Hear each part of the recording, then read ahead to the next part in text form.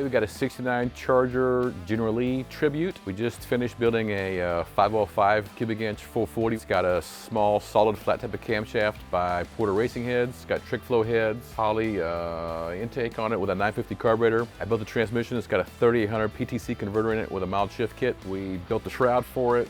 Big radiator so it runs nice and cool. Added vintage air to it. We built the front end, and this car is a nice, fun car to drive. It runs good, drives good, and we're gonna go find some bridges to jump in this thing.